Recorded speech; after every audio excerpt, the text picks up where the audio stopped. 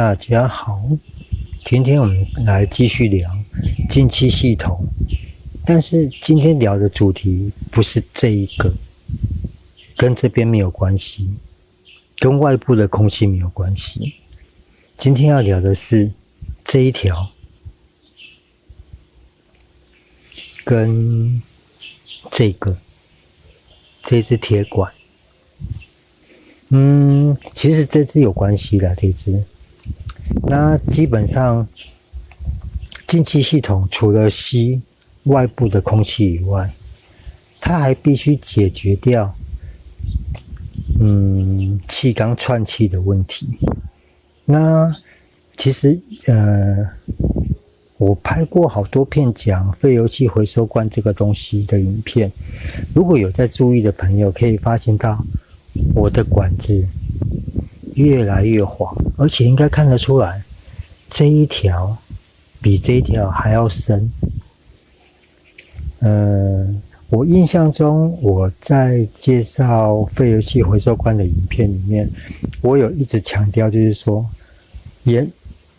延伸出来的管子尽量不要太长，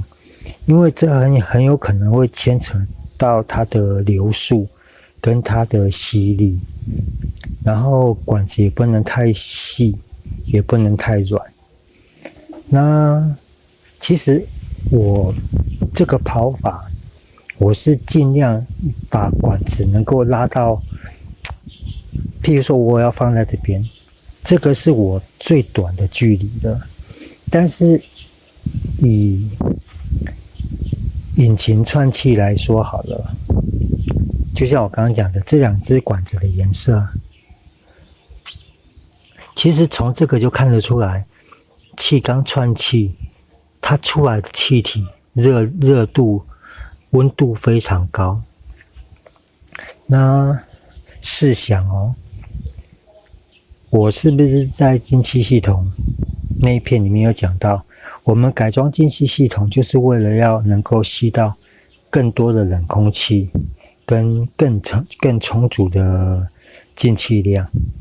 那在引擎系统必须额外的去负担气缸串气的同时，它还必须去负责排气的回收。这一根是 EGR 的回收管路，它从气缸头段牵出来，然后一直往回跑到节气门下方，它有一个 EGR 控制阀。基本上在进气系统里面，这两个东西是最难处理的。当然啦，这一根也是，这一根就是呼吸管，我们所谓的呼吸管。因为这支管子在怠速的时候，这支管子会因为进气气管的吸力，它会导致这边开始进气，气流会往这边跑。那当节气门开启之后，这边的吸引力变大以后，这边会反向的出气。这个我在废油器回收罐那几篇里面都有聊到，有兴趣的朋友可能要去这边稍微看一下。那装废油器回收罐最主要的原因是因为我们想要降低进气的污染，因为你这边如果就算你吸到再多的冷空气，你的空气量再怎么大，因为这一支管子跟 EGR 的介入，会把原来的改装系统的效能大大的降低。那像废油器回收罐，我拉这个管子出来，然后在这边再回去以后，这个温度势必会下降，但是下降多少我没有数据了，因为这可能会牵扯到你的管径长短，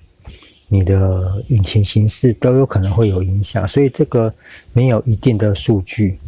那当这边的进去的温度可以降低的时候，势必就会减轻进气系统的负担。我印象中有几位朋友，他们有聊到他们的车子，他们的那个 PCV 法这一条管路都被废掉了。那如果你是单纯的废掉，只是让它通大气的话，最多可能就是污染环境，然后可能会引擎内部会呈现微正压，因为 PCV 法废油气回收系统，它是靠进气血管的吸力，强迫里面的串气吸出来，让引擎内部的压力呈现微负压，很轻微的负压。那相对的，当这支管子没有气管的吸力把气吸出来的时候，它只能靠它内部的正压把气往外排。如果你这支管子又废掉的话，因为这支管子如果废掉，一定是装一个小香菇头。那装小香菇头的同时，一样，这边的出气，这两端的出气，一定都是必须靠引擎内部的正压，它才能把气往外送。这支管子是还好，这支管子会比较麻烦，因为 PCV 法本体它是一个单向阀，你的正压必须大到一个程度，推开那个阀体以后，气才能往外跑。所以说，基本上如果能够在兼顾环保的情况下，解决这边跟 EGR 的干扰的话，势必能够让引擎的表现会更好，这个是一定的。因为以 EGR 这边排气头段好了，以基本上市售车，绝大多数市售车这边的排气头段的温度随随便便都是600-700度以上，真的随随便便都是600-700度。那你试想，600-700度的温度，经过这支铁管啊、白铁管都好，往后跑的时候，回到 EGR 系统，没有错 ，EGR 系统它在某个时段上它是会关闭的，但是因为金属的传导，它一定会让这边节气门头端这边的温度，金属温度会升高，所以有些人会废掉 EGR 系统。基本上废掉 EGR 的话，你只要把洞堵死就没问题了。这个跟污染大气没有直接的关系，跟污染环境没有直接的关系。所以说，如果要废掉 EGR 系统的话，是 OK 可行的，不会造成地球的负担。但是如果要废掉 PCV 法的话，废油气回收系统的话，这个就很麻烦的。因为你如果把它堵死，势必正压一定会变大，你的正压变大，你会导致活塞运作的阻力变大，你会导致一些油封、垫片的漏油漏气。那在这个前提之下，我是觉得 PCV 法就是废油气回收系统应该能够有一个更好的解决方式。其实这支管子我之前有稍微聊到，就是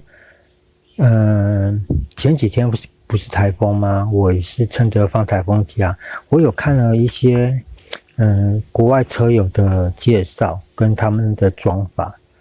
我有发现他们很喜欢把 PCV 法端跟呼吸管这一端，他们用个3通装在一起，然后一起给废油气回收罐处理，然后处理完以后，有的会牵回去气管，有的直接是在下方，他们会直接可能，因为我没有办法看到他们，没有介绍到他们底部是怎么处理，只能假设说它下面有装个桶子，或者说直接就是滴在地上，这个我没办法做评断。但是重点是它还是少了进气气管的吸力，势必它们的引擎一定会呈现一个正压的情况。其实正压的情况不是不好，微正压不是不好。微正压可以帮助机油的流通，减少机油帮浦的负担。像我一直讲说，装废油器回收罐，它可以让引擎内部呈现微负压。其实负压大不好哦，负压大它会，譬如说汽油帮浦把机油往上打的时候，要打来气门室盖里面的时候，它微负压会把油往回吸。如果你的负压太大，它会把油往回吸，会造成这个现象，这个对引擎不是好事。所以说，如果有装废油器回收罐的朋友，可能要稍微注意一下，就是一定要确保这支管子它的通畅是正常的，因为你只要少了这一支管子的吸力，如果你这一支还在的话，你这支没有取消的话是 OK， 因为可能就变成是怠速的时候。问题是之前有一个的朋友，他有聊到说，他的车子在怠速的时候会吹口哨，就是因为他的原厂的那个废油器回收阀破了，里面那个膜破了，导致他的引擎可能会出现比较大的正压情况。所以其实可能很多情况，很多引擎都在一样的问题的前提下，可能会有不同的表现，这个是比较难评断的一个方向。所以说除非有更好的方法能够有效的降低这一支管子跟 EGR 的温度干扰的话，引擎应该会更顺，